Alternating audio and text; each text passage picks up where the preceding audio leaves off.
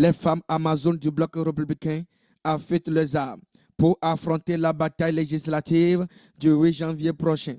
Il faut s'asseoir pour bien peaufiner les stratégies de victoire. Un exercice effectué le 1er octobre 2022 à l'hôtel Bénin Royal de Cotonou par les membres de l'Organisation des femmes républicaines sous la conduite de la coordination nationale Alimatou Badarou. Au nom du comité d'organisation, je voudrais vous souhaiter la bienvenue dans cet atelier que nous avons dédié au renforcement du leadership des Amazones républicaines mobilisées dans cette salle du Bénin Royal Hotel. Comme nous le savons tous, seulement quelques 3 mois nous séparent des élections du 8 janvier 2023. Et comme nous le savons tous, les prochaines joutes électorales ne sont pas qu'un simple scrutin pour le bloc républicain et l'Organisation des femmes républicaines. Pour notre parti, il s'agit d'un rendez-vous électoral crucial au regard de l'actualité politique et des défis qu'elle impose à notre cher parti, le bloc républicain. Chères femmes leaders ici réunies, les objectifs que vous visez à travers le présent atelier sont entre autres deux. Primo, faire la revue de l'équipe dirigeante pour une meilleure occupation de l'espace politique. Secondo, définir la stratégie de conquête plus poussée du terrain. Tertio, retenir une feuille de route pour les actions phares à mener au niveau de chaque circonscription électorale, voire de chaque commune. En clair, il est question pour vous de vous mobiliser en tant que femme leader républicaine autour des enjeux politiques actuels et futurs. Le bloc républicain est un grand parti politique et ne devrait aucunement faire pied de figure au cours des prochaines élections. Ainsi, la capacité des femmes ont été renforcées, y compris leur leadership, plus de femmes du bloc républicain à l'Assemblée nationale.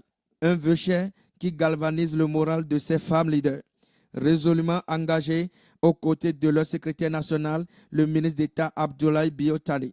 Je voudrais ici nous rappeler juste que au bloc républicain, nous, femmes du bloc républicain, sommes engagées avec des ambitions claires, chevillées au corps, avec les moyens que nous nous donnons, qui commencent d'abord par la solidarité entre nous, par l'entraide entre nous, par l'amour entre nous et par le travail bien fait. Tout ça pour chuter sur la devise du bloc républicain qu'il me plaît ici de rappeler, qui est liberté parce que librement nous avons adhéré au bloc républicain.